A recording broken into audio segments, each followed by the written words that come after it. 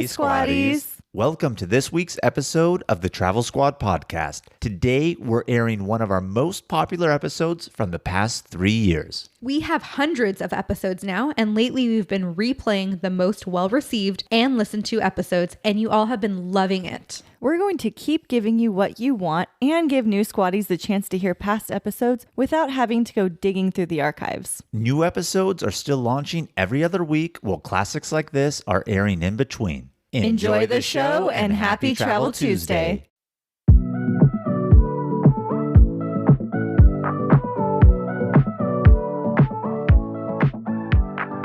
Welcome to the Travel Squad podcast. We're four friends that grew up together in the same small town. We followed each other to San Diego, and now we adventure the world together. One passport stamp at a time. We're here to share our travel stories and inspire you to go on your own adventures. Even if it starts with your own backyard. I'm Jamal. Brittany. Kim. And I'm Dana. And we're the Travel Squad podcast. So grab your tickets, Your passport. And don't forget your travel insurance. And prepare for takeoff.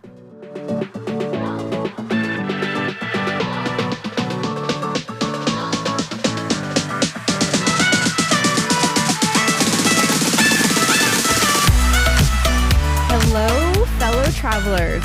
Hey, everybody. Hey.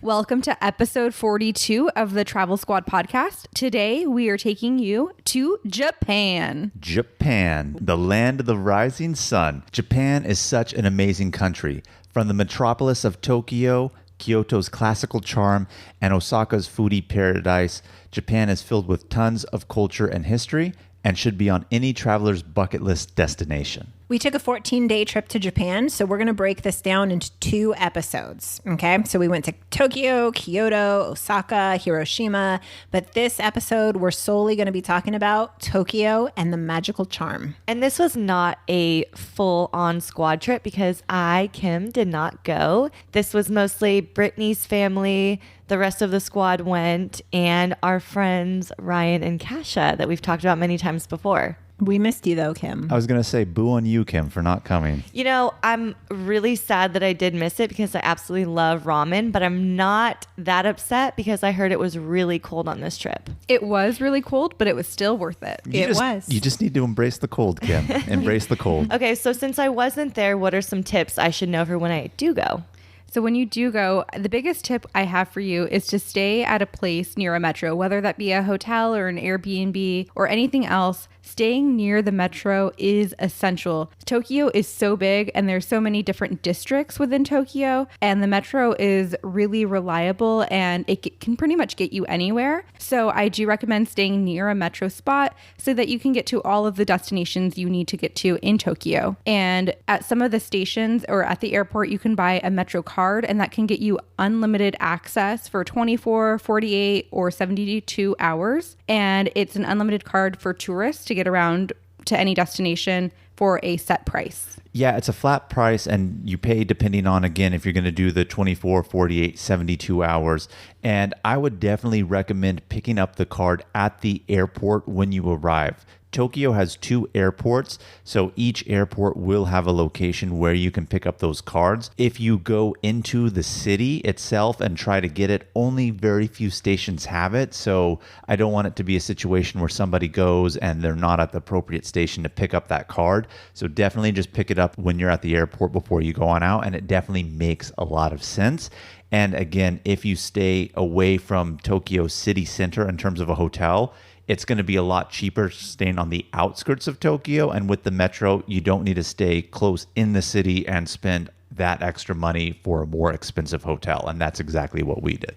I'm in fact jealous of Japan for how amazing their metro system is. Like, I wish San Diego had something even comparable to that. Even New York, like Tokyo had really nice bathrooms in their metro stations. Super nice, super clean. On the metro? Not on the metro, but inside every station we went to, there was an accessible bathroom. Bidet? With a bidet. Wow. And they were clean. Like, it wasn't grungy or smelly. It was legit. Like, we looked forward to going to the bathrooms in the metro if we had to go. Well, that's another thing about Japan, not necessarily in the tip section, but they are a very clean culture in terms of not littering, and they take their going to the restroom very seriously. They have like the seat bidets, seat warmers on the toilet. It's amazing. And this is a little bit of a sidebar, but do you guys remember when we were in the metro station and we were in line for the bathroom and there was someone in the handicap bathroom and she passed out? And so Brittany screamed, "Ryan, we're going to need your manpower." And he totally, Colton Underwood, jumped the bars and went in to help like carry this lady out. Oh my God. Yeah, someone passed out in the bathroom. But you know what? It was a good bathroom to pass out in. Do you have to pay for the bathroom? You do not have to pay for the bathroom at the stations. And then are there any homeless people in Japan? No. We didn't see any. Wow. And we didn't see anyone in the metro stations that looked to be homeless Cool. either. So speaking of the metro system still, one app that you can use to navigate the metro system is called Tokyo Subway Navigation App. And this app is essential while you're in Tokyo because you can either input station to station if you know which stations you're going to. But if you don't know what station you're going to, you can put in destinations or landmarks. So, for example, you can put in you need to go from Tokyo Tower to the Ginza District, and it'll tell you what stations to start from and what station to exit on. Yeah, I really like that feature about it because if you're not really a local and especially don't know the language, you don't necessarily know the station names unless you do super like dedicated research. Like, okay, look at a Google map, find out what station is close to this, see the name. So in some instances, we did know the station names from a little bit of research, but that landmark feature is really, really clutch because you know what sites you want to see. So you could put in those sites and then it just arranges the appropriate station for you based on that. Really clutch, really good.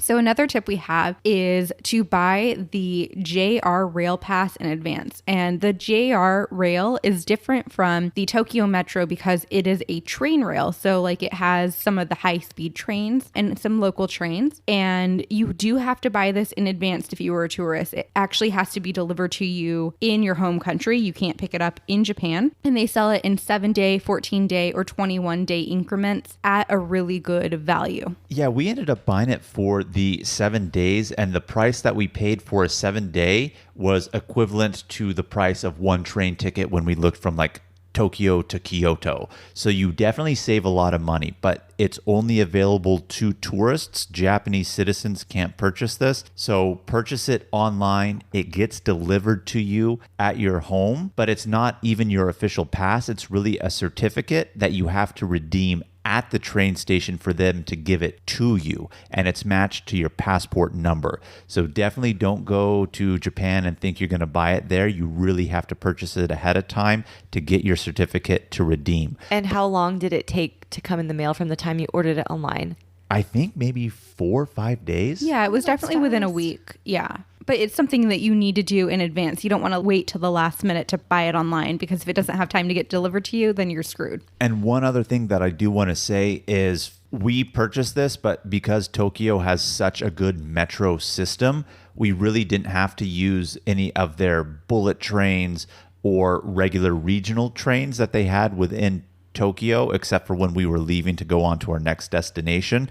So don't redeem it at a train station until you're actually going to use it, because the moment you redeem it, that's when your day period starts, whether it be the 7, 14, or 21 days.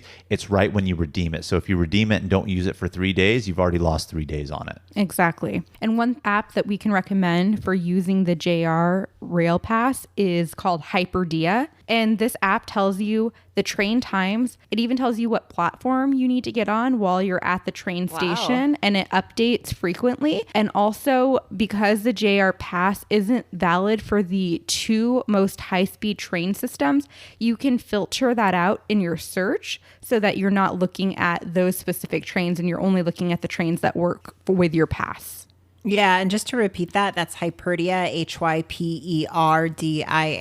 Yeah, and we'll include that in the show notes just as well, but definitely good call on that one, Xana, letting people know so that they can search it. But one thing to note about the Hyperdia is the app only works if you have Wi-Fi or data, which brings us to our next tip, which is to buy the pocket Wi-Fi. I had never heard of a pocket Wi-Fi, so tell me what it is. So a pocket Wi-Fi is a small little device that gives you data mobily. It's pretty much the size of a pager, if we all even remember what pagers are. Huh? But basically, a small. Just imagine it like a small old flip phone back in the day. But it's not a flip phone, but that's pretty much the size that it is. And you carry it with you, and it gives you a mobile hotspot wherever you go.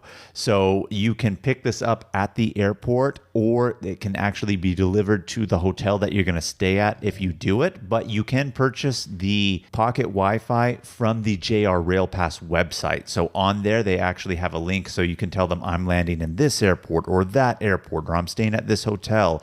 And it's really convenient because they also give you a prepaid envelope to drop it in a mail slot to actually return it. So you can choose how long you want it for, however many days. They obviously have a set amount of days. Maximum, I think it goes up to 121 days, but I don't really think anyone's going to be spending that long in there. But in terms of the cost, super cheap, definitely a lot cheaper than going to your mobile carrier and telling them I need mobile data. It's so cheap. How much did we pay for the 14 days? I think less than $100, right? Yeah, I think it was less than $100, and you can connect more than one phone or a device to it. You can connect up to 5. Of course, if you connect the maximum 5, it's going to slow the speed down. But Jamal and I did purchase it, and we were both able to stay connected at all times, use it with us. And the website that we used was the JR Pass website to buy this from. And we got a portable charger with it too. So the battery on it runs low during the day, but it came with a portable charger. As long as you keep that up, you're fine for the entire day. Had you not had the pocket Wi-Fi, how difficult would it have been to navigate, or was it easy to get Wi-Fi in restaurants? No, it would have been very difficult to navigate the city without pocket Wi-Fi. Were the signs in English as well? Some of them, yes, but a lot of them, no.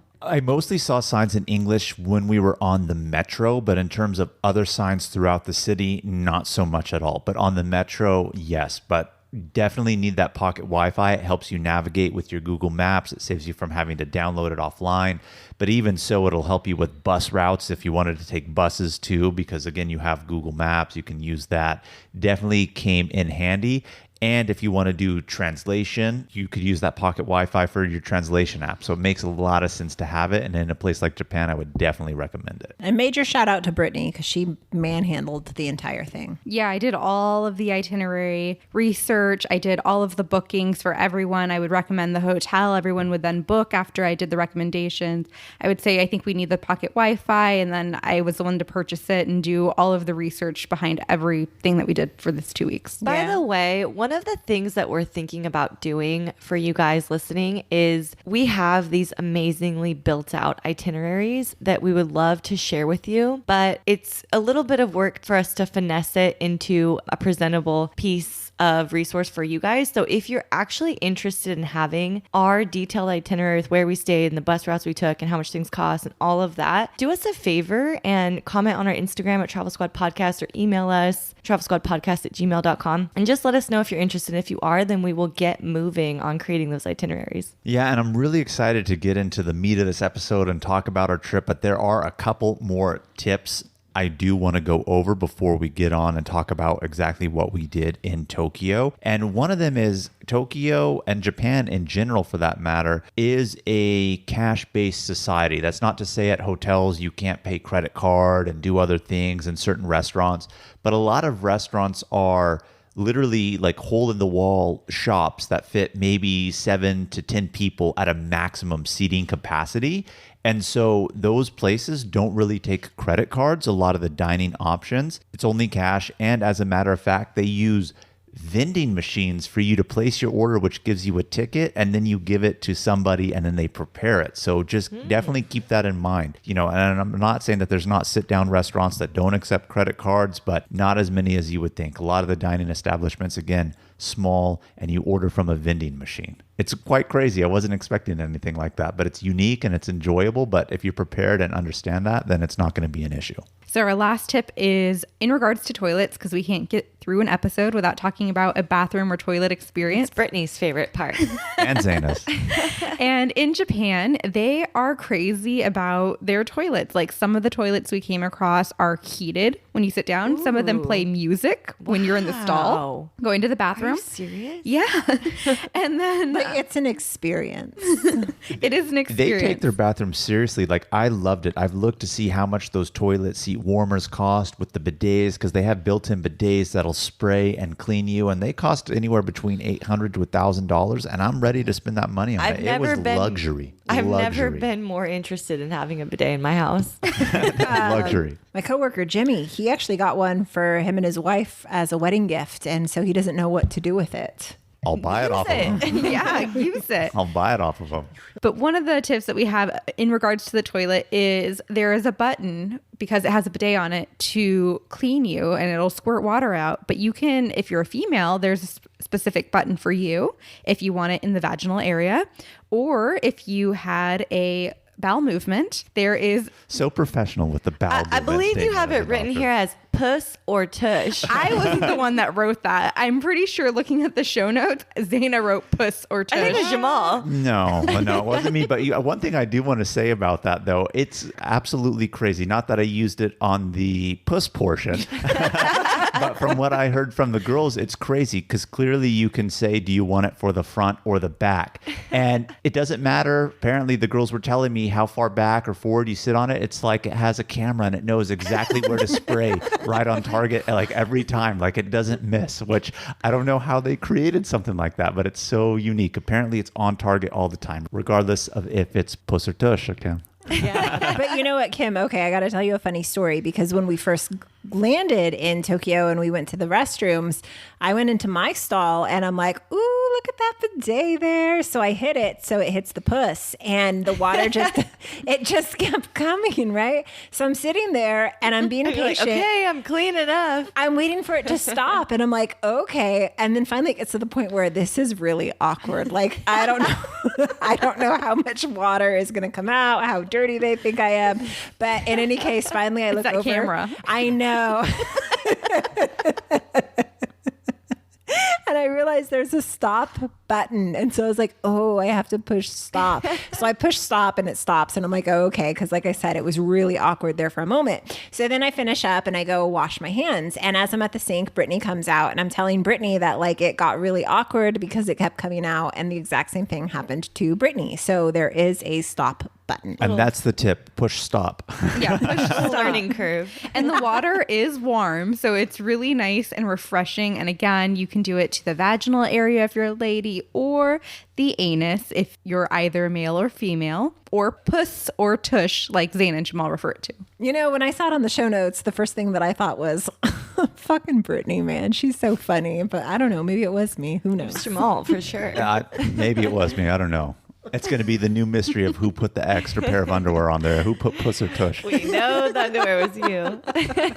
So getting right into it, we did not stay in the heart of Tokyo. We actually stayed on the outskirts because we wanted to go to Tokyo Disneyland. Do you recall the neighborhood you stayed in? Yeah, we actually stayed in the Kasai district, which is outside of Tokyo and closer more to Tokyo Disneyland. But again, right on a metro line, one of the main metro lines to get you into downtown Tokyo area and close to Tokyo Disneyland just as well. So that's the region in which we had stayed there. So there was a purpose to it, but I would definitely recommend it. Cheaper hotels and very easy to get around. Again, goes back to our tip, stay close to a metro station.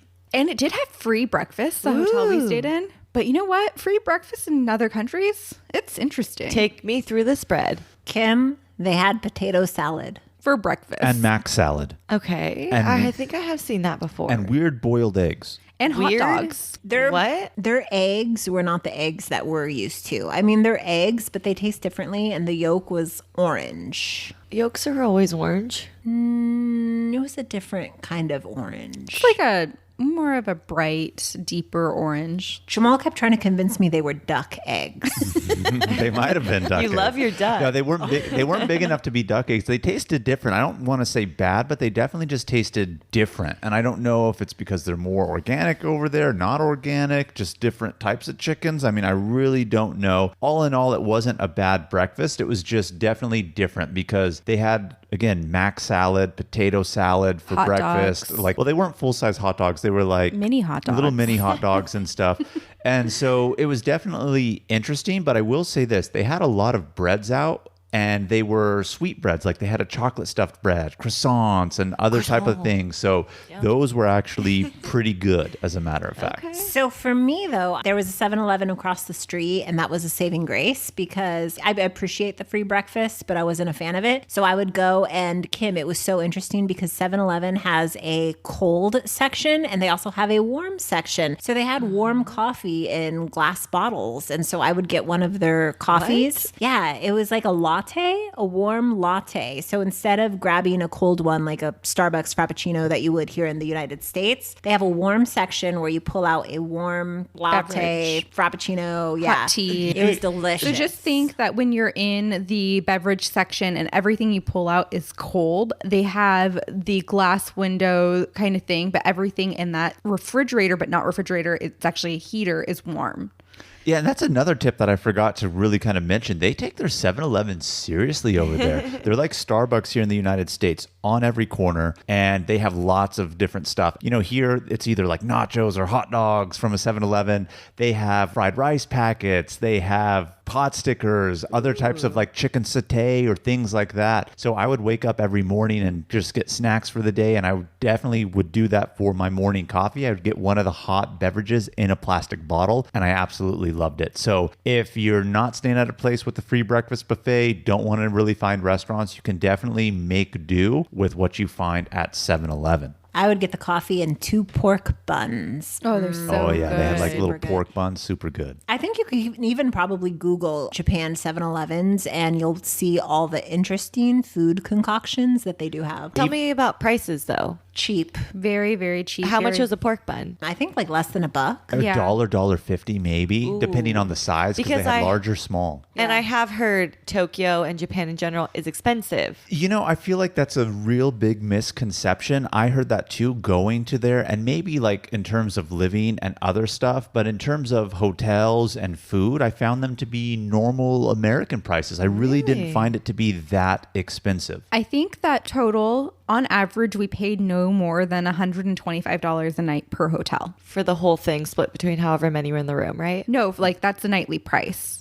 Oh, wow. But here's the thing. The hotel that we stayed at in Tokyo was super tiny. How tiny we Super talking? Okay, so you walk in, and as soon as you walk in, to the left is the bathroom, and then all of a sudden the bedroom is right there in front of you, and it's so tiny that you have the bed up against the wall, and when I tried to get down and do push-ups, I couldn't because my elbows would hit the wall to my right and the bed to my left. Less than 250 square feet. But I do want to say this. This is another really good tip. When you are booking for one person or 3 people, don't expect the same size bed as you do get in America. A lot of the times they will give you twin size beds. So if you are saying you're booking for one, you'll either get a twin size bed or a full size bed. You're not getting a queen or king. Did you and Jamal have to sleep in a twin size bed? In one of the rooms we booked, we actually got, I think, 2 twins. Yeah, that's one thing I was going to say too. Even if you say you're 2 people, you would think like here, oh, it might be like 1 queen or king or something like that in the United States or other places. It's not uncommon for them to give you 2 twin beds if you say you're 2 people. So when you make reservations, you really kind of have to specify.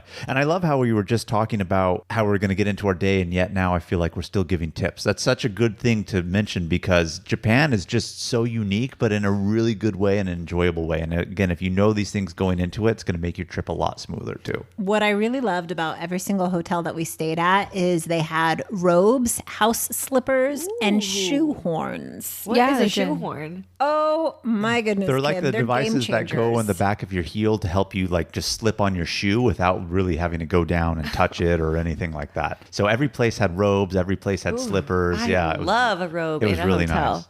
Yeah, so let's get into our first metro experience. Woo-wee. Okay, so we get to the metro right next to the hotel, and it is crowded. Like, you see a metro go by, and legit, not even exaggerating, you see someone's face squashed up against the window. You could even YouTube videos where you actually see police officers or platform station workers who help push people into the train so that it can close. So it's really crowded during rush hour, but I want to say this. Shout out to the Japanese culture. So respectful. We talked about when we were in Mexico City, or even if we're in New York, when the doors open, it doesn't matter if you're going in or out. It's a free-for-all, people push. They are so respectful in Japan. Everybody who's on has the right of way to come out first. Everybody, once they come out, then you go in. Everybody on the platform is waiting in a straight line, and there's order to it. So it's super, super respectful, and it is crowded on the train itself, but everyone, as crowded as it is completely respectful of your space. It's really hard to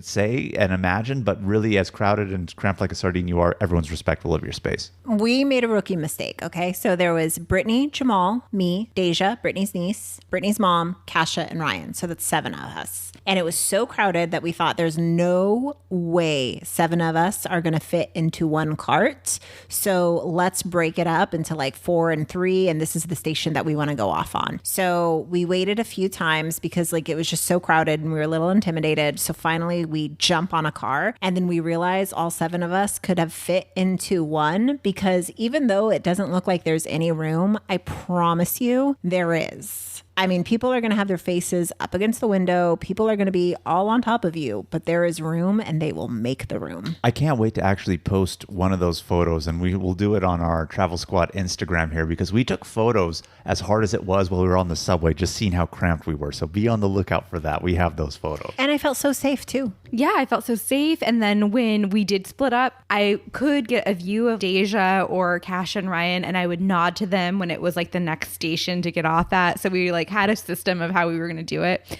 But once we realized like how easy it was to get on them, once we learned the system, we were all able to get on together. And it's crowded during rush hour in Tokyo, but outside of rush hour and working hours, it's still crowded, but it's not as like cramped like sardines. So there is space, but just again, during rush hour, really, really crowded. And be respectful, give seats to elders, because there are times where you are going to be able to get seats. And if an elder comes on, just stand up and give it to them. In fact, you can say, what is it? Dozo. After you. I use that a lot with the old ladies and flirting with them when I was in Japan. You and your old ladies. They loved it. They loved it. Giggle, giggle, giggle, man.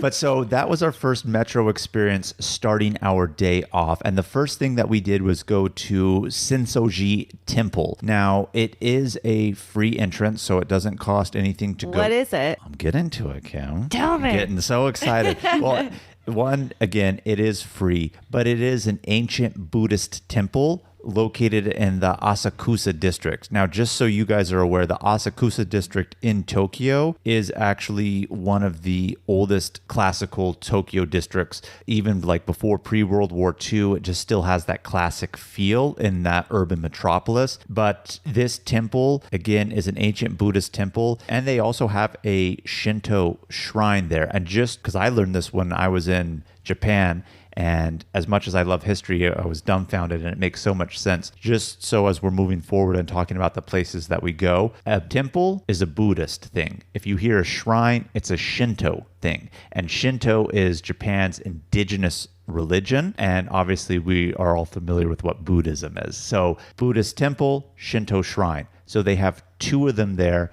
and it is one of their most famous ones in Tokyo to go to, and really, really amazing to see. I loved it, and it's really famous because it's also said to have some of Buddha's relics there. And if you guys aren't familiar with that is, that's Buddha's ashes. Because when Buddha, the original Buddha, originally passed away, they gave his ashes to his followers, and it's been divvied up all over the world. So they have some of his ashes at that location. And they also have candles there that you can light and say a prayer for. And as you walk up to the temple, there's a whole bunch of traditional shops and restaurants, and you can get little eateries or little souvenirs along the way. And in front of the temple, there's also a place to wash your hands before you enter. So it's just like such an experience, and it's such a really respectful and cultural thing to participate, especially on day one. Yeah, I really enjoyed it. And like Brittany was saying, they do have the vendors there. And I did a little bit of research on that temple after we had visited. And they were saying that the vendors that are there, and again, they sell all sorts of things from, traditional like geisha folding out fans to street food, other types of souvenirs. Those vendors are still there because they pay homage to the original street vendors that sold to pilgrims in ancient times when they came to visit the temple and the shrine. So they've been there literally for centuries selling stuff, but originally it was to pilgrims and now it's to tourists and obviously still worshipers who go there more for spiritual purposes than anything else. So from there, we went to the Tokyo Tower, not to be missed. It looks a little bit like the Eiffel Tower, but it's certainly not. It's 1,092 feet, and it's the second tallest structure in Japan. It was pretty amazing. You totally sound like one of those hop on, hop off bus narrators. To your left, the Tokyo Tower, sitting at 1,152 feet. 1,092 feet, Kim. Oh, she's the expert, not me. But it was really cool. It does look a lot like the Eiffel Tower. Like if you didn't know any better, it looks exactly like the Eiffel Tower. The difference is instead of that boring color that the Eiffel Tower is, Tokyo Tower is bright orange and white, but it's truly a structure to support antennas at the top for Japanese broadcasting. So it's not really anything that's aesthetic. It actually serves a purpose, but you can go up and get amazing 360-degree views of Tokyo, and that's exactly what we did in there. So when you go, they have two options that you can do. You can buy tickets either for the main deck or a top deck. Now, the main deck is in the middle, and it stands at about 492 feet, and it costs roughly 900 yen at the time that we went to get into the tower, which roughly converts to about $8.30. Damn, that's a steal. Yeah. Oh, yeah, it was a steal. Or you can go to the top deck, which is 820 feet high, and it costs 2,800 yen, which is roughly $25.80 some odd cents. So definitely a lot more expensive to go to the top, but I think from the main deck, you get amazing views, and I don't necessarily think it's worth the price difference to go to the top unless you want the novelty of it, because flashing back to when Brittany and I were in Paris and we went to the Eiffel Tower, we went to the top, we went to the deck right below that, and there really wasn't that much of a view of difference. When you're that high, it doesn't seem like it's that much higher from one level to the next, so I don't see it as worth spending it to go to the top. The highlight on the main deck for me was there are places where there is a glass floor where you can stand on and see through to the bottom and see how far down the drop would be. So that was amazing to see. And then also on a clear day, you can see Mount Fuji, which was great because we actually were able to see that while we were there. And we were able to see Mario Kart racing. So that is a thing. People do Mario Kart racing What do through you the mean streets. by that? So Nintendo was created in Japan. I don't know if you know that, but it was created in Japan. So they take Nintendo and video games in general, like real seriously over in Japan. It's like part of their culture. So they have places in Tokyo where you can dress up as Mario, Luigi, Princess, Bowser, and get in little go-karts and drive around the city as if you're playing like Mario Kart, like on Nintendo, but in real life. So as we were walking to the tower, we saw people so dressed cute. up in Nintendo outfits and just playing Mario Kart in real Watch life out on for the those streets bananas. of Japan. Yeah. We did pass on that, but we saw it. Oh, I wish you guys would have done that. Yeah, we saw it as we were walking to the tower, but I would have loved to do that. And after we were done with the tower, Japan is famous for their unique cafes. Like they have cat cafes, owl cafes. We saw ones for corgi cafes, bunnies, mini pigs. But what most Mini pig cafe. Yeah. And what these are is like you literally go to sit with and pet and play with these animals. You can feed them, you can pet them. It's supposed to be some sort of like relaxing therapy with these animals. So we decided, the seven of us decided that we were going to go to the Hedgehog Cafe and hang out with the cute little hedgehogs. That is so cute. The only hedgehog I've ever really known is Sonic. And let me tell you something. I've never really seen, you've seen them in Nature Channel documentaries or other things like that. But to see one and hold one in person, I thought that was like really, really unique. It was cool. So at least at the Hedgehog one, and I'm sure it's similar with all the other ones because we've looked into doing other ones. You could either do it in 30-minute to 1 hour increments when you go in. If you pay a little bit more, you can actually get stuff to feed them. So we ended up doing the 30 minutes with food, which cost about about 1,600 yen, which translates to roughly about $16. But it also came with a free drink when you did that from their famous kind of vending drink? machines. You could get sodas, you could get hot tea, you could do whatever. But again, Non-alcoholic. This is for you, non-alcoholic. not the hedgehog. Yeah. but not alcoholic. but the food is for the hedgehog. So you can feed them and whatnot. They're really, really cute. So We got one of the fattest hedgehogs I've ever seen. He was like a big roly-poly, and all he liked to do is sleep and like lay on his back. He was so cute. It was like Sonic on quarantine break. yes. Ooh, too soon. So you do have to wear gloves while you handle the hedgehog. So you have to like wash your hands before you go in. You have to wear special gloves while you hold them. And all they really do is they just like burrow up and sleep in your palm while you hold them. That's adorable. Yeah, the hedgehogs were cool. We did that one specifically because our niece Deja, she really wanted to go to one of these cafes. They even have a cat cafe here in San Diego. I know Me and Brittany have I was going to gone. say, I know you and Brittany have gone to one. So since cat cafes are more popular here in the U.S. and Brittany and I have a cat, we're like, I don't want to go to a cat, even though that was the original. I would have loved to do the owl. I think the owl would have been really cool. Oh, yeah. But I was definitely happy with the hedgehog, and that was really, really fun. What if And- they had a pygmy falcon cafe? I would have died for the pygmy falcon. And this goes back to our things to do in San Diego episode that we had, and listing the zoo as one. They had a pygmy falcon. It's like a bird of prey, but pygmy, man. It was like a couple inches tall. I couldn't even believe it. I would have Mesmerized. died Jamal's for a quote. pygmy falcon. That's right, buddy. I'm admiring you. I was, but I was also admiring that hedgehog in the cafe. So when you go to Japan or Tokyo in general, definitely check out any one of these cafes. It's definitely unique and definitely something very cultural that they're famous for. Did you have to reserve a time before, or you just kind of walked in? We and- walked in. Okay. There was a wait, so we did have to wait. They are popular. I don't know if some of the places do reservations, but the one we did, we were able to walk up, but we had about a 10 to 15 minute wait Yeah, before not we too were bad. in. It But wasn't like bad. I said, you do it in 30-minute to hour-long increments, so people are coming out every 30 minutes, truly, at that point. So it won't be too long depending on what time you show And up. basically, you get a sitting area, and you have this little, I would equate it to like a little play area for these hedgehogs that each group gets. And there's a few hedgehogs per group. So there's not just one hedgehog for each person. You get like 5 in front of you, and then you guys can switch off on like holding them. So after we played with Sonic and his friends, we went to Shibuya Crossing. And Shibuya Crossing is one of the busiest crosswalks in the world. It's multi-intersectional. So there's probably like at least seven different intersections.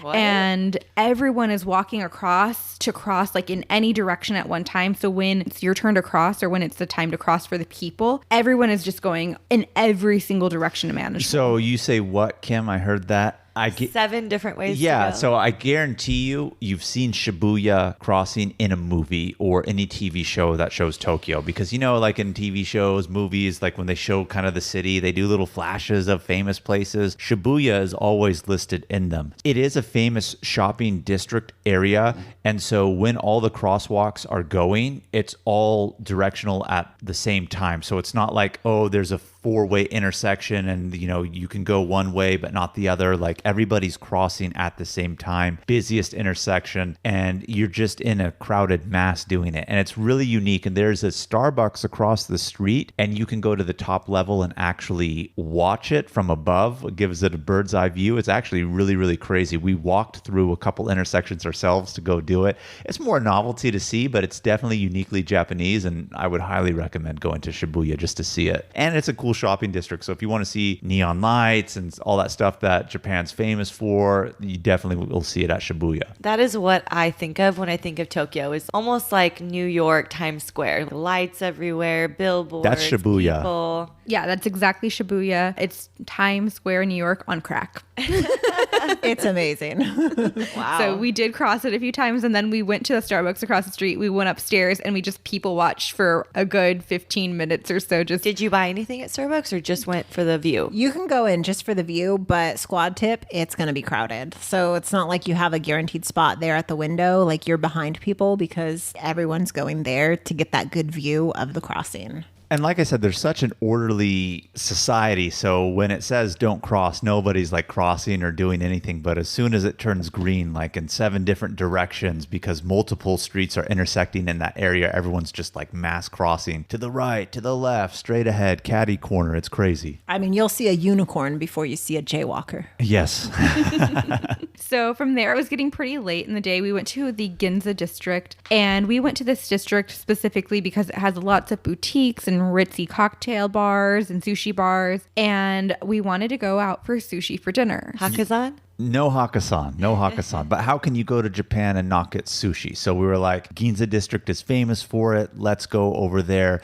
And we found one particular restaurant, and I forgot what it was called now, but it's so popular that the wait they told us was going to be 2 to 2.5 hours long. So we decided not to do that, and we found another sushi place in that area that we went to. And where we went, irrelevant because there's tons of them around. I wouldn't say one's any better than the other necessarily. So one thing I want to say is before going to Japan, Jamal had been talking up a storm about, oh my God, I can't wait to try fugu. And fugu, if you guys don't know, is pufferfish, which is safe to eat as long as it's prepared correctly because it is toxic and it can kill someone. And you wanted to eat this so badly because... In fact, you have to be certified to even be able to make the fugu. Yeah, you have to do like so many years of schooling to cut it, because if you cut into one of their organs when you're dissecting the fish or anything, all the toxins come out and you can definitely die. And the way the toxin kills you is it really paralyzes you. You can't breathe. You can't do anything. And if prepared... It's a slow death. Yeah, if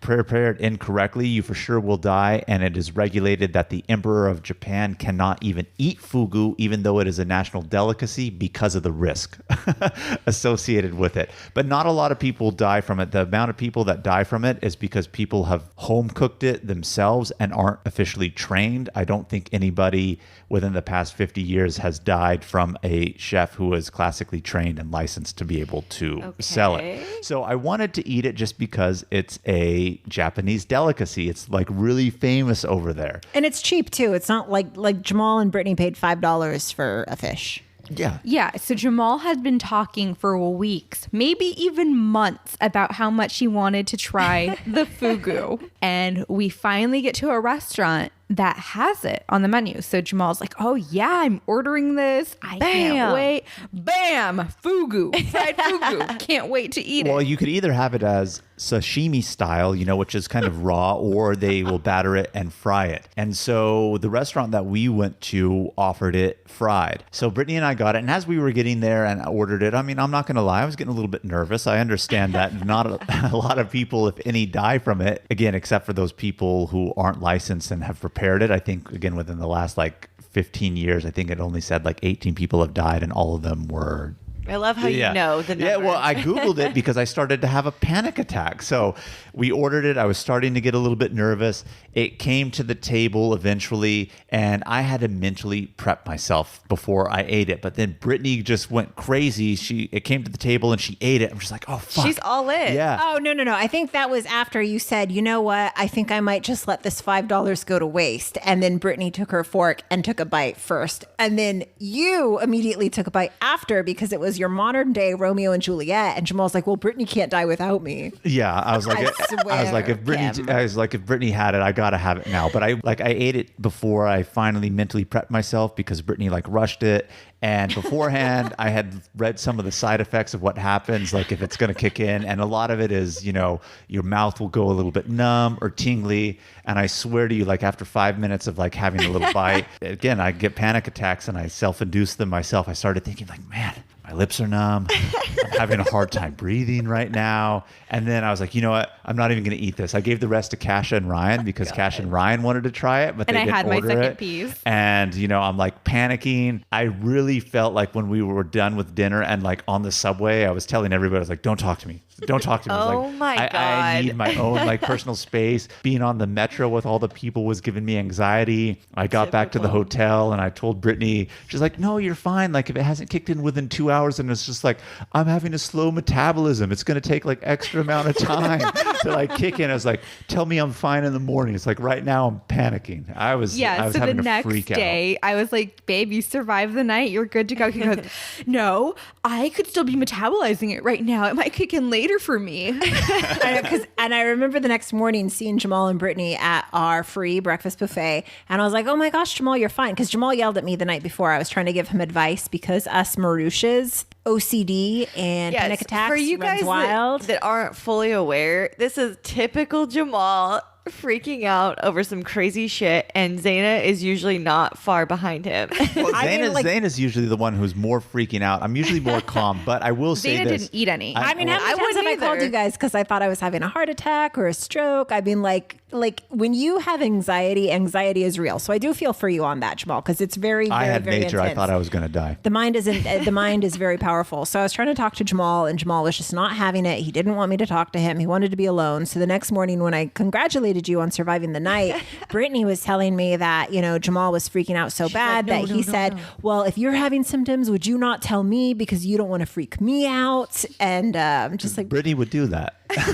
Brittany would do that. We kind of have to filter ourselves around you. We don't want things going to your head. So that was my fugu freak out. And then he was like freaking out on me. Like, why did you eat it when I wasn't ready? It's hilarious because we always make fun of Jamal for having freakouts on vacations. And for a long time before me and Zaina started traveling a lot with you guys, we would only hear them from Brittany. And then we started seeing them on our own trips. So I wasn't on this trip. But admit, they're a lot more milder than Brittany says they are. It depends.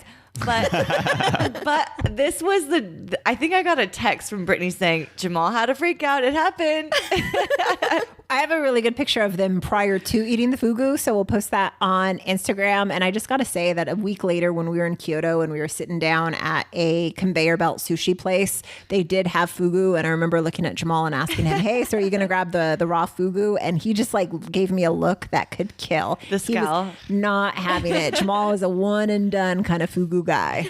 You're done. I'm like the type that's all in. If I'm going to go skydiving, I want to be the one that jumps first. If I'm going to jump off a cliff, I'm going to be the one that does it first. I don't want to watch anyone else do it. I'm going to go all in and do it myself. So when the fugu came out, I was like, all right, it's my time to eat it. Pop it in, see what happens. Nothing happened. It's a shame because it was actually pretty good. It just freaked me out a little bit. I wish I ate more in hindsight. But even if I went back, I don't know if I would eat anymore. Long story short, Jamal survived the night. And the next morning, we had a full day booked to Mount Fuji. And we actually booked this excursion through Viator, which we've talked about before. Love Viator. And actually on our website, Zaina has created Viator widgets with specific tours that we've done so that you can purchase them directly from our website. So check it out at travelsquadpodcast.com. By the way, Zaina's killing the website game for us. She's been working tirelessly to bring you quality content, not only in our audios here, but on our website. So if you haven't checked it out, go check it out. It's beautiful. Thank you guys. Thanks. Round And of you know what? applause. I'm not humble either because I do text them and I just say toot toot. I love it. So go check out the Viators that we talk about on all our trips. You'll find this one here to Mount Fuji listed on there as well. So if you're planning your trip to Japan, definitely do this because I highly, highly recommend it.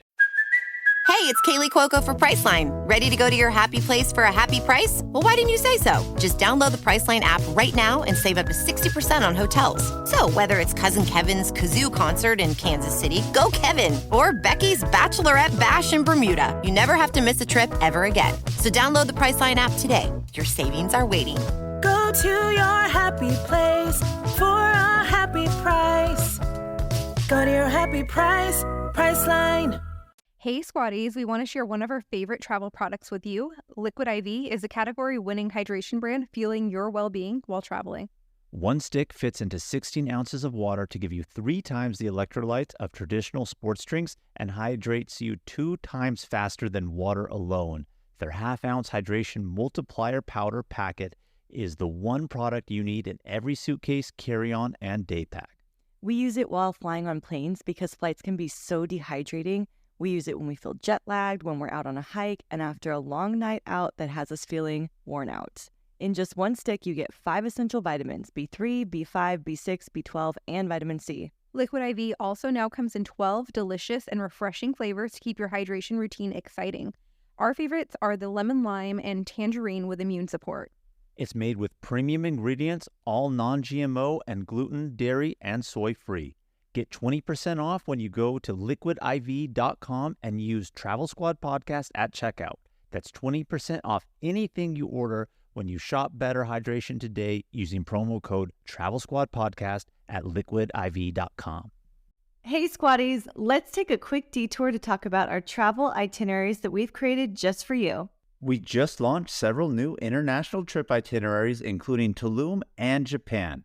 This is on top of the itineraries we already have for U.S. trips like the Hawaiian island of Kauai, the U.S. Virgin Islands, as well as national park trip itineraries, including Utah's Mighty Five National Parks and a week at Grand Teton and Yellowstone. These fully built out 20 to 30 page PDF guides are available for instant download on our site right now. Every detail of the trip is laid out for you, so all you have to do is download, book, show up, and have fun. The itineraries tell you where to fly into, the exact route to take, where to stay, park entrance prices, where to eat, driving distance between attractions, the things to see and do, even the hikes we recommend, their mileage, and the time to allot for each one. And believe it or not, so much more. Be sure to head over to travelsquadpodcast.com to download your very own comprehensive travel itinerary today. So we knew we wanted to go to Mount Fuji if we were going to Japan anyway. And Mount Fuji, famous in Japanese lore, history, it's their most active and famous volcano in all of Japan. And we were going to go regardless. But when we were talking with Kasha and Ryan and figuring out our itinerary and what we wanted to do, Kasha was like, you know what, whatever. I know you can make a good one, Brittany, but the one thing that Ryan specifically wants to do is Mount Fuji. So we're like, done. That's already on our list too. So we went. But this tour was amazing. It included a bus ride from Tokyo to Mount Fuji. We were able to go up to it. And it also included lunch and a tour of Lake Ashi. And we were able to ride a boat, and that lake is at the foot of Mount Fuji, and you could see amazing views of it and everything like that. And so why don't you tell us a little bit more about the trip, Brittany? So the only part that we were able to get to, it was called the fifth station, because we went in January, and in Japan, January is very, very cold. So there is a stopping point of how far you can go up Mount Fuji. In the summer, you can actually hike the whole thing if you want to. And once we got off the bus, it was so cold. We were all freezing, just trying to How cold we talking? Kim, you would have freaked out. How I acted for the fugu, you would have acted for the cold at Mount Fuji. The saving grace was there was a bathroom up at the fifth station, and their toilet seats were heated, and we were like probably sitting on them extra just to get warm. I remember seeing that we had bathrooms there, and I thought to myself, there's no fucking way they're going to have heated toilet seats up here on the fifth station in Mount Fuji, and those toilet seats were warm. They also had a little gift shop at the top, and when you walked in, they gave you this little bell that like symbolized good luck, and I actually still have it. I still have that bell too. And in that gift shop, they had little space heaters. So a lot of people were going in there and standing around the space heaters while they were doing gift shopping and everything like that. But when we're saying the stations, we're talking about different levels up the volcano and mountain itself. So you can go up via car, via bus. And again, as Brittany said, during the right season, you can actually hike. But it's crazy because when you see Mount Fuji from a distance, it looks... Oh, are you shaking that bell? You carry your good luck bell on you? I do. That's You didn't just bring it for the episode. You really carry that on you. No, it's in my big puffy black jacket. Because remember one time we went someplace and you were like, Zena, are you ringing? Do you have a bell? It's the bell from Mount Fuji. Very nice. So Zena carries it for good luck. So again, those stations are at different levels up the volcano. And when we say station, I would equate it to just little rest areas for like views and certain spots on the mountain. But again, it's so crazy because when you're at it from a distance or at the base, it looks so huge. And when we were at the fifth station, we can see the top. But I thought to myself, this doesn't even look that big, but I know it's huge. So as perspective, when you're on it, it gets small, but you can see down, and it's just amazing to be on it. Yeah, the better views of Mount Fuji are when you're actually not on it. When you're on it, It's cool that you're on it and you're there, but the views aren't that amazing. So just squad tip there. But one of the things that we also did is we stopped for lunch. We had a traditional lunch, which consisted of a soba noodle hot pot. And then it had sides like seaweed and fermented veggies and fish and Xana's favorite, sardines. I saved those for the last, and then I realized how not good they were, so I gave them to Brittany's mom. She loved them.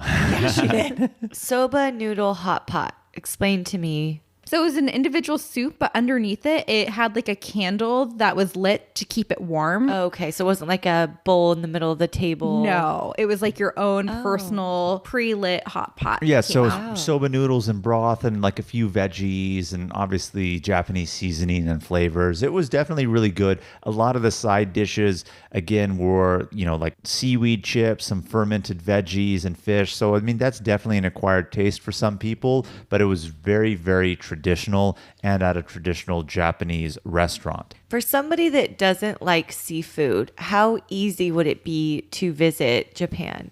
I think it would be easy because you could eat like a lot of ramen, or they have their chicken katsu and other types of dishes and curries, and you can avoid, fish and other things that way. We were having this conversation though, because Brittany's sister is gluten intolerant and has celiac. I don't think you can visit Japan and eat a lot of food if you have that. But if you want to avoid fish, you could definitely easily do that in Japan. Also, it would be very, very hard as a vegan because Deja, my niece who went on the trip with us, she primarily did vegetarian as much as she could, but she definitely couldn't do vegan, and even vegetarian was stretching it. A lot of the broths that they have are pork based and it's very hard to substitute out. So she found it difficult to be vegan, more doable vegetarian, but still very difficult. Yeah, and also with our tour after lunch, we were going to go to Hakone, which is a national park that they have really close to Mount Fuji, and they have cable cars that go up. So originally we rode that boat on Lake Ashi, which is at the foot of Mount Fuji,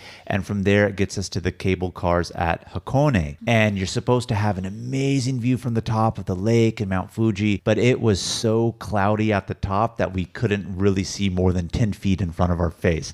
So we got the novelty of riding the cable car, but just going in January, again, colder weather, more clouds, it was difficult for that view. So if you go during a better time of year, you'll probably get a better view than we did when you visit Hakone if you do this Viator tour. Did Brittany lose something? Yeah, so they are going to give you a ticket.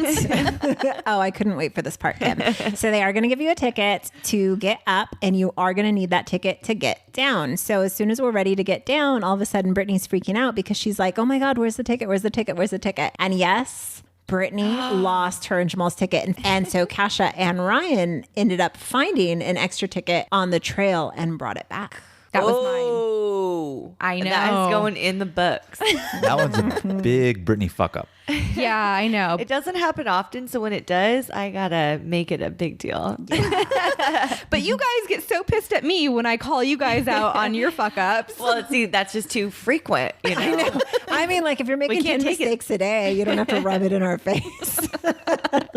But on this tour as well, it was included for us to take the bullet train back to Tokyo. And this was our first bullet train experience. How fast is the bullet train? Kim, when we were on the rail station waiting for it, and all of a sudden a train comes, you try to whip out your phone to even take a picture because it's so amazing. And by the time you pull your phone out, it's gone. Not joking. No one got it the first time because it went too fast before you could actually pull out your camera. Yeah, and I'm going to tell you exactly how fast it goes here in a second to answer your question. But when you're in the station, they don't slow down as they come through if they're not stopping there. So you can really feel the wind pressure. You know, sometimes if you're driving and a big rig passes you, you can feel that wind and kind of that jerk in the steering wheel and your vehicle. I can't even describe what you feel when that train comes through and it doesn't slow down so fast. And you're just like, whoa, it's like a shockwave coming through the station.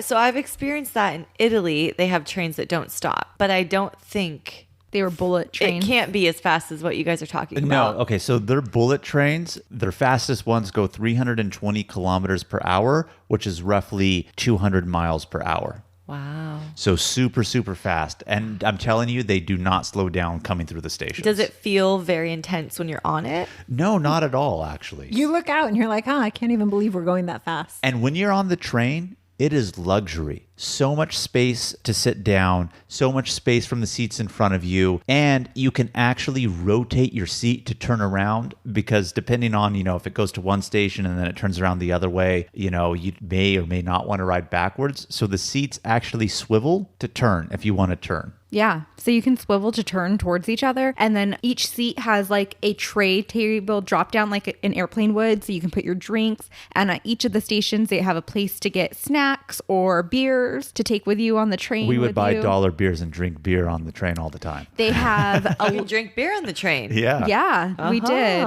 They have sockets so that you can charge your phone. And then there is... Oh, what kind of plugs are they? US style? They are US style. Oh, perfect. So you don't need any kind of converter then if you're coming from the US. You do not. I just want to say this was in 2019 while I was doing my oath of sobriety. So when Jamal and Ryan were drinking their beers, I was not.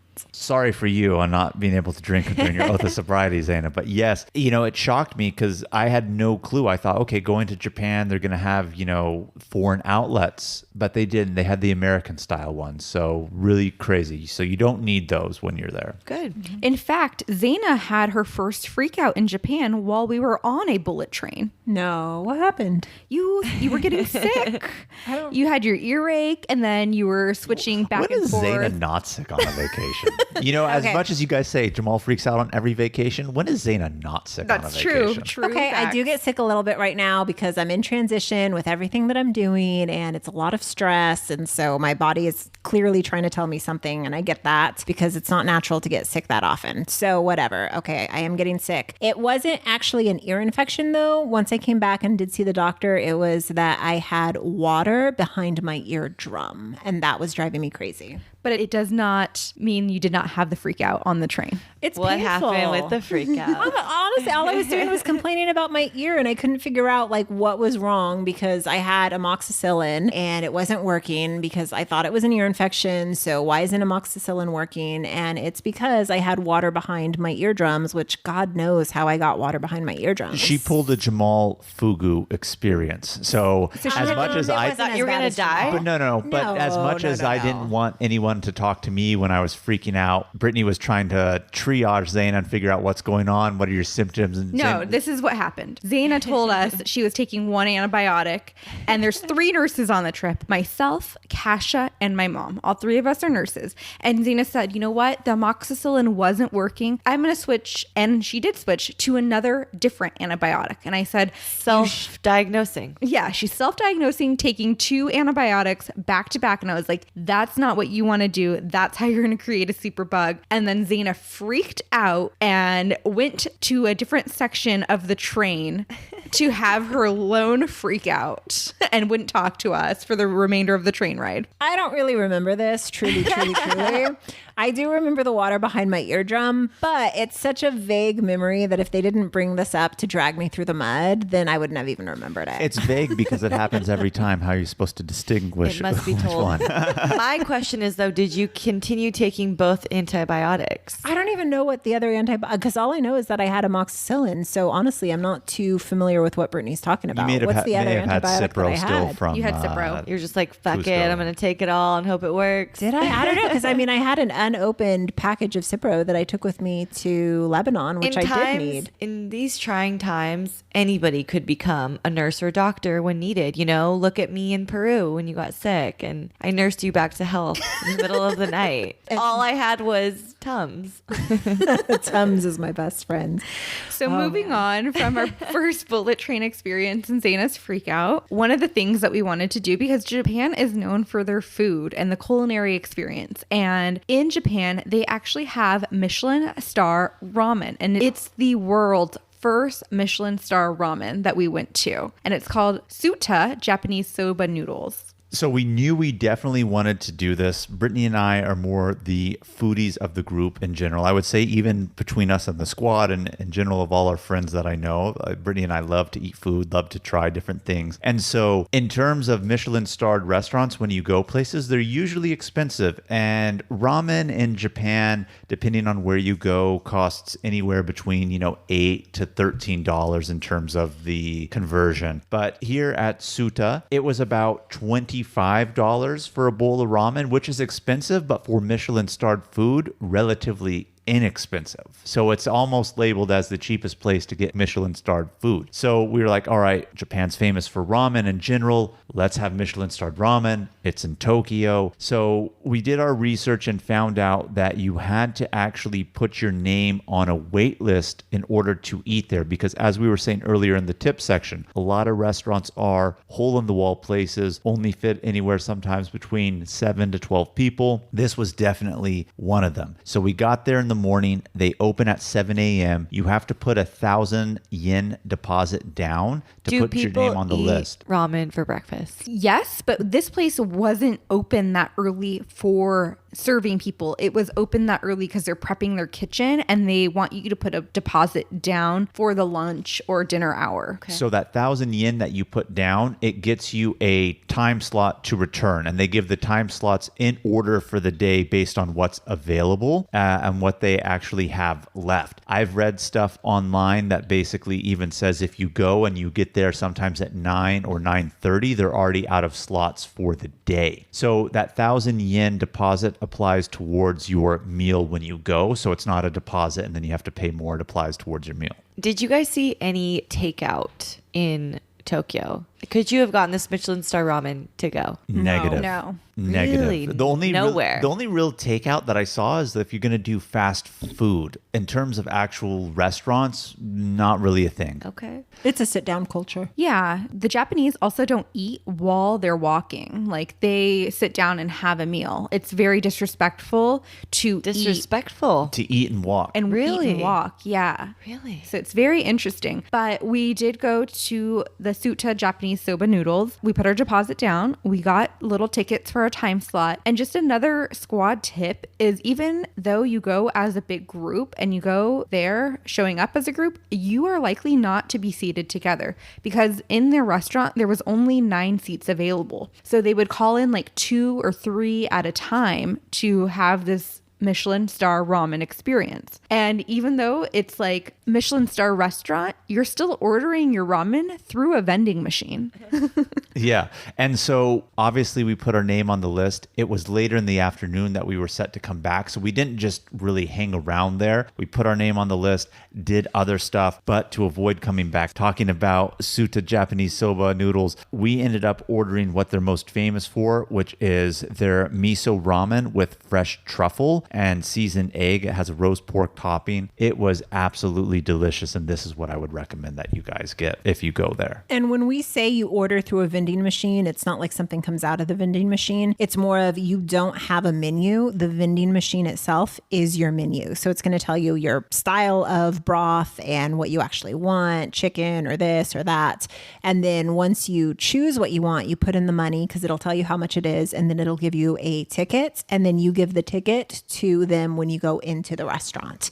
And so based on what's on your ticket is what they will prepare for you. So you get your ticket, give it to them, and then you get your food. So you don't have to worry about the check afterwards, and there are no substitutions. Okay, couple questions. If you were to order water as your beverage, is it something you have to pay for? No. No, it's not like Europe where that's the case. That's actually a really good question. You know, in Europe, if you order, they charge you for bottled water, and that's what they bring. Not in Japan. We were able to just get glasses of water like here in the United States. And then how is tipping? No tipping. That's No rude, yeah. tipping. No tipping in Japan. It's rude? So the majority of the places, pretty much every place that you go ramen wise, you will order out of a vending machine, you will give your ticket, and then you don't have to deal with the bill and you don't have to deal with tipping. And they usually have water on the table too. Yeah, you pay in advance through the vending machine. It's your ordering process. So your waiter just really brings it to you and refills your drinks if that's what you want. Could you drink the water from the faucet in general, or did you need to buy water? We bought bottled water just because we were on the go, but you can drink from their faucets. It is clean water. In terms of their taste, I don't know. We didn't really try it because, again, we were on the go throughout the entire day, that we were just buying bottled water so that we had water when we needed it. But again, we did that later in the afternoon, eating it. Obviously, we got our reservations in the morning. It was amazing. It was delicious. It was amazing. It's still the best ramen Out of that I've 10? ever had. Yeah, I'm not even exaggerating 10 out of because 10. it is Better than Michelin Bishok in San Diego? Way better than Bishok. I really like Minya in San Diego, and I think that tasted better than the Michelin star. Well, you ordered the wrong stuff. I don't think you got the truffles, Anna. Yeah. We all think I have differing did. opinions, but best ramen I've ever had. But yes, Minya. Sorry, Brittany. But yes, Minya is good. Bishok trash, Kim. Just throwing that out there. Oh, that's bullshit. You know what? This is actually just a little sneak preview because we are coming out soon with our favorite places to eat in San Diego episode. Bishok's You gonna know be cut. Bishok's It's going to be on cut. it. And we're all going to talk trash on it and say Minya's better. I'm a ramen connoisseur and that shit is bomb. Oh, because you've been to Japan. I don't need to. I traveled far and wide of San Diego ramen and I know it. It's locked down. So while we were waiting for our ramen time slot, we went to the Imperial Palace grounds, and it's free entrance. You can't see the Imperial Palace itself. This is the garden area only. And there's actually an option to have a free walking tour app that will walk you through the gardens and give you information along the way. So I had downloaded that while we were there with the pocket Wi-Fi, and I was our little tour guide through the gardens. Yeah, I know I mentioned this earlier when we were talking about the fugu, and I said even the Japanese emperor is not allowed to have it. Not a lot of people realize that they still have a monarchy in Japan. Instead of calling them king or queen, it's the emperor or empress. So if you were in London, you would go to Buckingham Palace and at least look at it, right? So if you're in Japan, why would you not go to the Imperial Palace and Imperial Gardens? At least that's the way that I looked at it. So like Brittany said, you can't really tour the palace itself, and by the palace I really mean the home, but they have the surrounding gardens of the palace. And we always hear Japanese tea gardens, etc., things like that. So they have it on their palace grounds.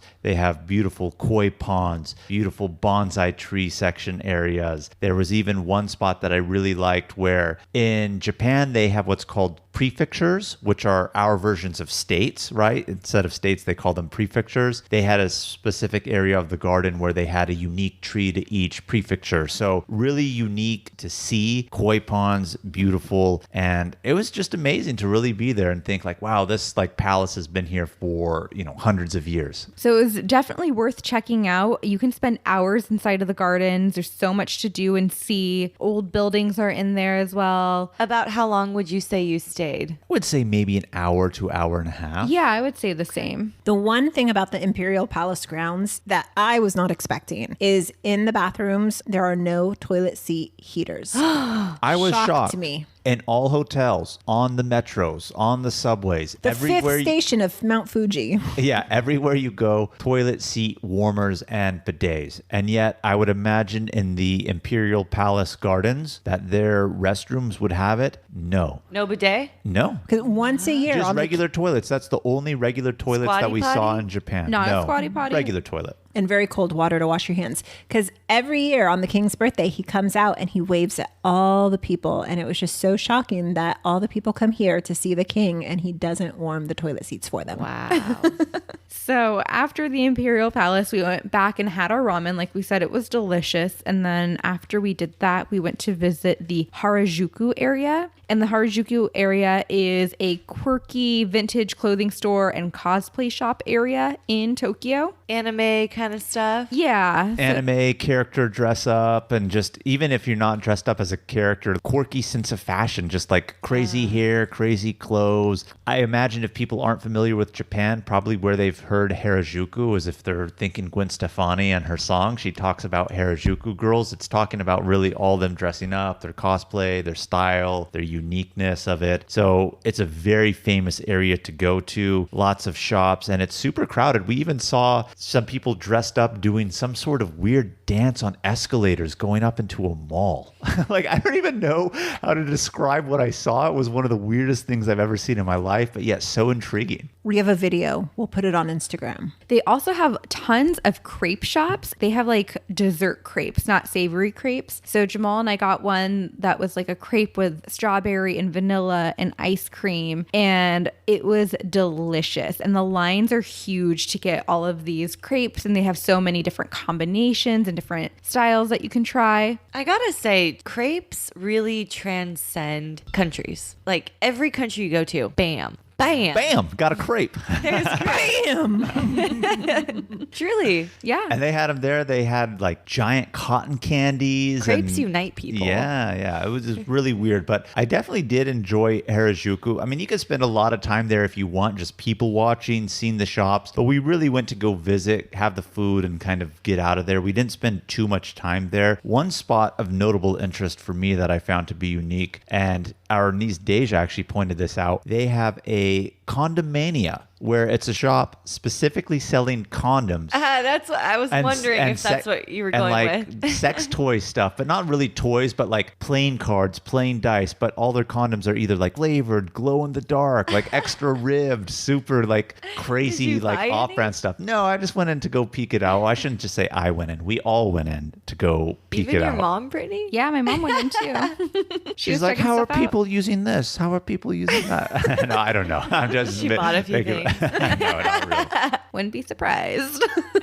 So that was like main Tokyo stuff that we went. But let's be honest, who didn't go on this trip to also go to Disneyland Tokyo? Well, that was one of the main reasons for me to go on this Japan trip, is because, as we've talked about before, bucket list item for Brittany and I to go to all of the Disney parks throughout the world. I think that's one for Kasha and Ryan too. Yeah, and they have the Tokyo Disney parks. I'm so excited to hear about this. Yeah. I've been to Shanghai Disney with you guys, and Wild. that was top of the line. How does this one compare? So very good question. We actually split our days because they have two parks over there in Tokyo. They have their regular Tokyo Disneyland, and they have their Tokyo Disney Sea Park. So one day we did regular Tokyo Disneyland. The other day we did Tokyo Disney Sea. Their Tokyo Disneyland, I mean, it's great because if you love Disney, you're going to love it. But it was really crowded, and nothing there was truly unique compared to any of the other Disney parks. How was the Pirates? Not as cool as Shanghai. That's exactly what I was going to say. I still think Shanghai Disney is still my favorite Disney park that I've been to. Obviously, Disneyland here in California holds a special place in my heart. It's the original. It's our local one. But in terms of Tokyo Disney, it was fun, but nothing special. The only thing special I would say about it is they have a really cool Winnie the Pooh ride. And you could say to yourself, how can Winnie the Pooh be really cool? Let me tell you something.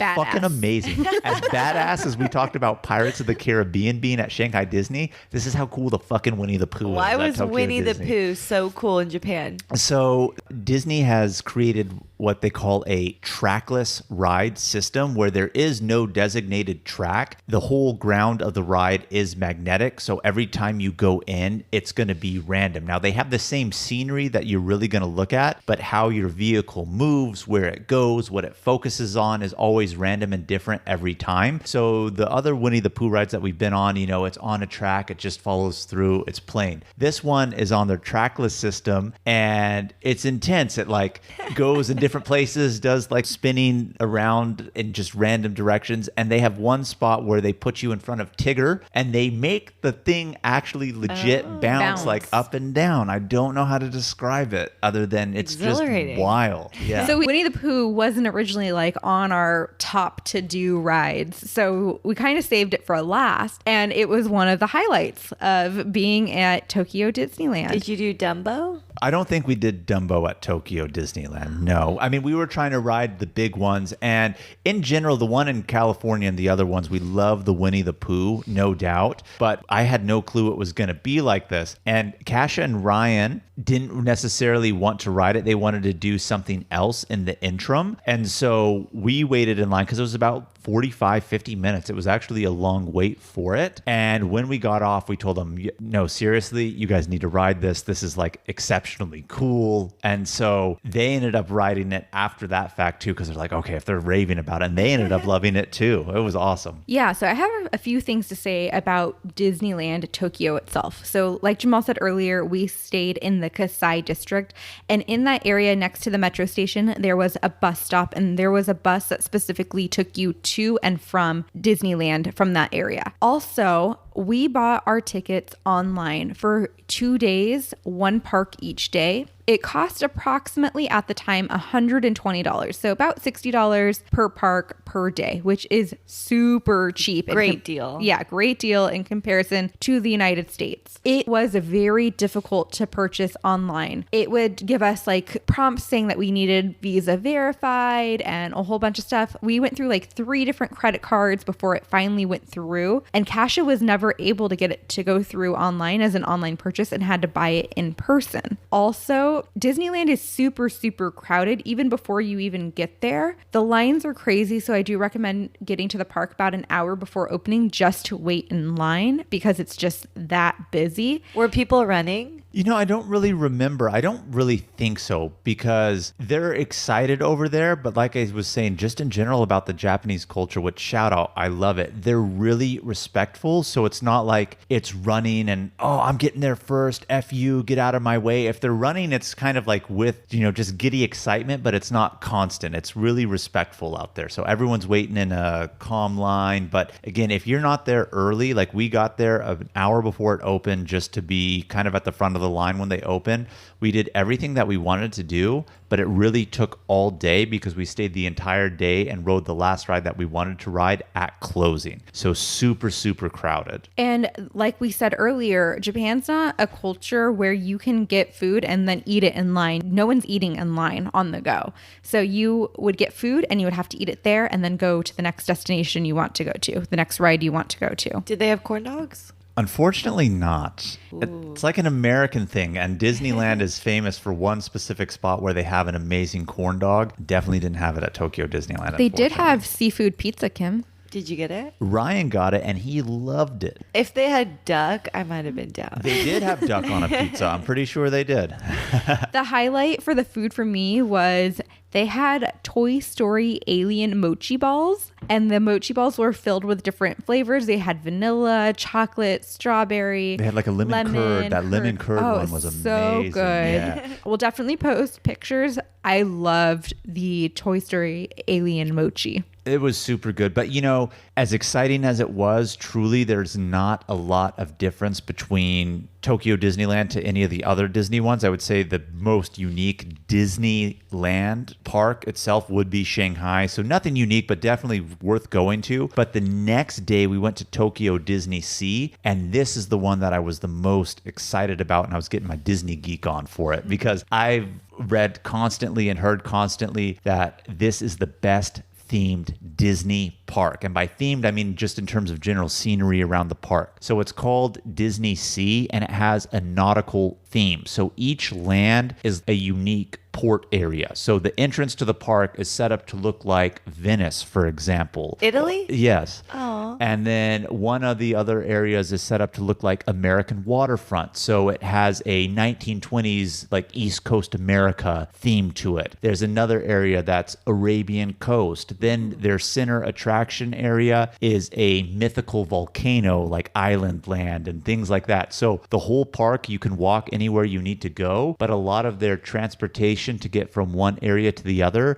you take boats, whether they be canals or steamboats or other things like that. And it was really, really cool. Did they have a log ride? They did not have a log ride, but I'll tell you what they did have. They had a ride called Journey to the Center of the Earth. That's probably one of the fucking coolest rides I've ever been on. Legit, one of the coolest rides. What was it ever? like? It was very interesting. So like you're in this cart, you feel like you're going down into the center of the earth, and you're seeing all of these creatures that we've never seen before that look... They're like fluorescent lit up with black light. They're like purples and blues and reds and all these and greens, all these vibrant like black colored lights. I don't mean to cut you off, Brittany, but the center land, I know, I'm getting my Disney geek on. The center land is that volcano. So the ride itself is as if you are journeying to the center of the volcano, and you're in like a little mining cart, and that cart is what's going through the volcano itself, and then you discover a mythical land like buried beneath the volcano. And there's gemstones that are lit up with these fluorescent lights that the critters are crawling over. So it looks like you're in this very beautiful mythical mine,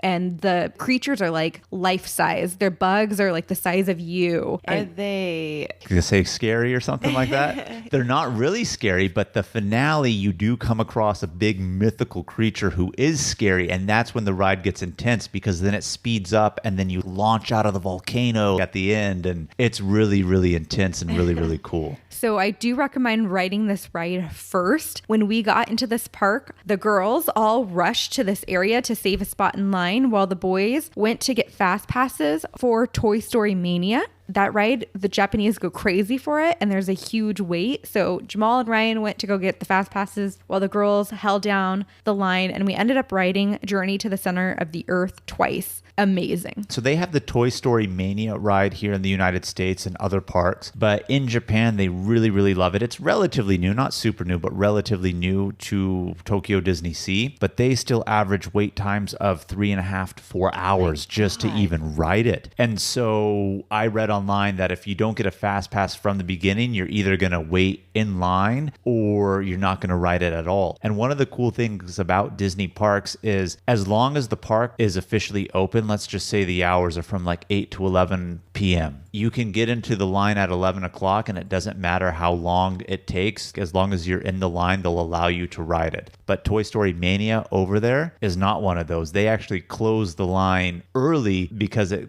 lasts for so long that you're not really staying in the park like 3 hours past the time. So we knew we wanted to ride it. Ryan and I rushed over there to get the fast passes while the girls were kind of like saving a spot at the entrance for us to get to Journey to the Center of the Earth. Yeah, and there's a few things that I want to talk about for Disneyland Tokyo Sea that makes it unique. Does anyone know what Duffy Bear is? No. So Duffy Bear is one of the newest Disney characters, and it really didn't land in the United States or anywhere else in the world, but it is super popular in Japan, and the Japanese take it very seriously. People have Duffy Bear backpacks, Duffy Bear purses, Duffy Bear bears, and Duffy Bear has friends as well.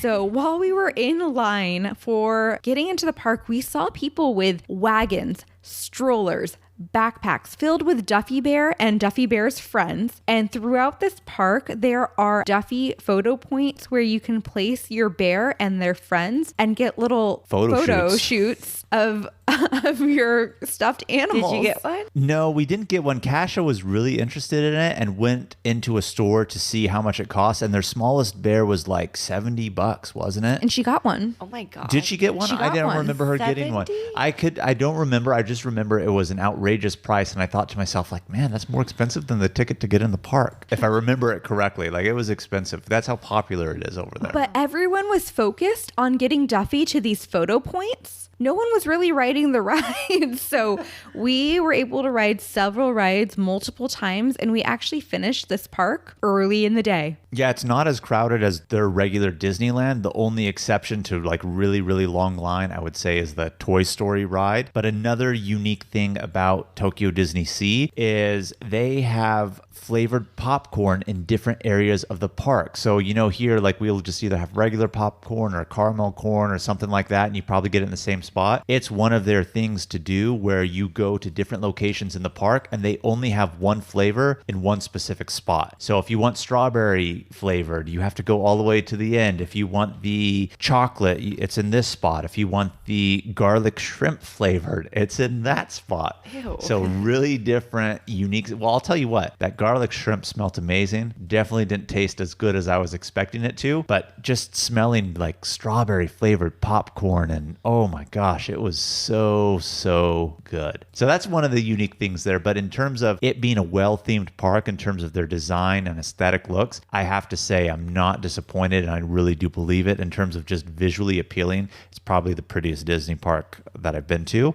and I've been to them all except for Hong Kong. So that pretty much sums up our time that we spent in Tokyo. Anyone have any final thoughts? It was amazing. Go to Tokyo. I mean, just wow. I do kind of wish that I went. Do you? I do. I'm disappointed that you didn't go, Kevin. You would have had a really good time. It was fun. I will say this as my last final thought. You know, we talked about the Disney parks the last few days, but the highlights that we did, such as, you know, going up Tokyo Tower, going to Shibuya, the Hedgehog Cafe, the Imperial Gardens. There's a lot to do in Tokyo, and unless you spend your whole trip in Japan just in Tokyo, you're probably not going to do it all. We did other things too, but these were our main highlights, and I would definitely recommend doing these things, or if not all of them, at least adding the majority of them to your itinerary when in Tokyo. All right, everyone. Thank you so much for tuning in to this week's episode. Keep the adventures going by following us on Instagram at Travel Squad Podcast and our brand new YouTube page at Travel Squad Podcast. And if you found the information in this episode to be useful, or you thought we were just plain funny, please share it with a friend that would enjoy it too. Please subscribe, rate, and review our podcast, and tune in every Travel Tuesday for new episodes. Keep your bags packed because next week we are taking you with us on a bullet train to Kyoto and Osaka, Japan. Ooh, I'm excited. Bye, guys. Bye. Bye.